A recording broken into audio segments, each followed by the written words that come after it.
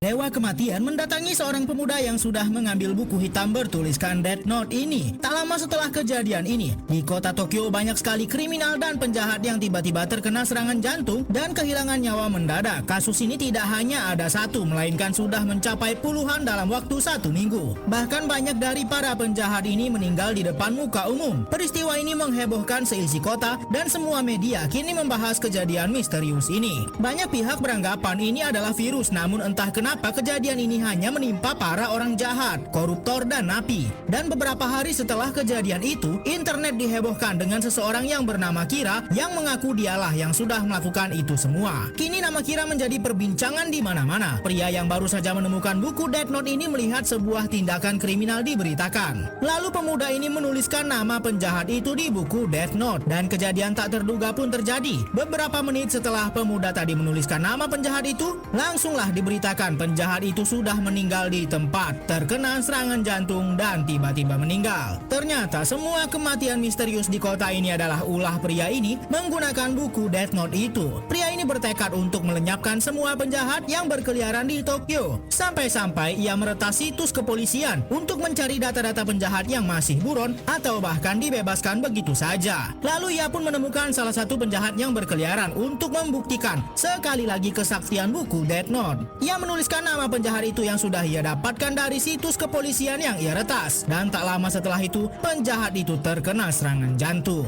Pemuda ini bersama Dewa Kematian sudah banyak sekali menghilangkan nyawa para penjahat di kota ini menggunakan buku yang bernama Death Note. Siapapun nama yang dituliskan di buku ini akan meninggal secara tiba-tiba. Namun walaupun orang yang meninggal adalah para penjahat, pihak kepolisian tetap menganggap ini adalah kasus serius dan tindakan kriminal massal yang sangat mengancam keamanan. Sehingga pihak kepolisian bekerja sama dengan seorang ahli teknologi yang menyamar sebagai L. Kepolisian dan L hanya berkomunikasi menggunakan laptop dan secara online, sebab L tak mau menunjukkan wujud aslinya. Pihak kepolisian pun menyusun rencana dengan menyiarkan berita ancaman kepada siapapun yang melakukan kejahatan ini. Pemuda ini yang terus menyamar dengan nama Kira kini menjadi buronan internasional. Kira pun langsung menuliskan nama pria yang mengaku sebagai L itu di buku Death Note. Dan dalam sekejap, orang di dalam berita itu terkena serangan jantung dan meninggal dunia. Namun ternyata orang di TV tadi bukanlah L yang sebenarnya. Itu hanyalah umpan untuk menguji pemuda ini. Dan orang yang baru saja ia buat meninggal adalah napi yang sedang mendapat hukuman mati.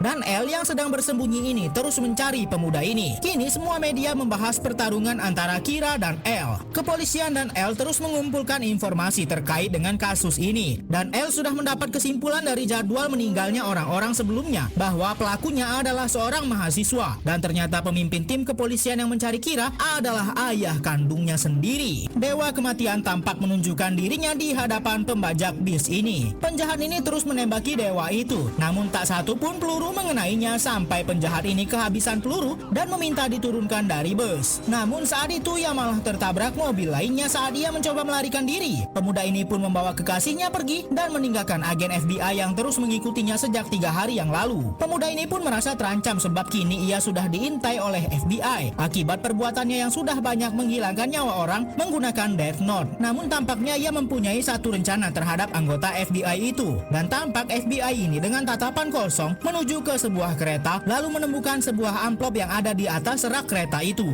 Ia membuka amplop itu dan membuka isinya. Ia pun langsung menggunakan alat komunikasi yang ada di dalam sana. Dan itu adalah rencana pemuda ini yang menyamar sebagai Kira. Tampak FBI ini mengikuti semua perintah pemuda itu. Sampai-sampai ia menuliskan semua nama-nama agen FBI lainnya yang bertugas di Jepang.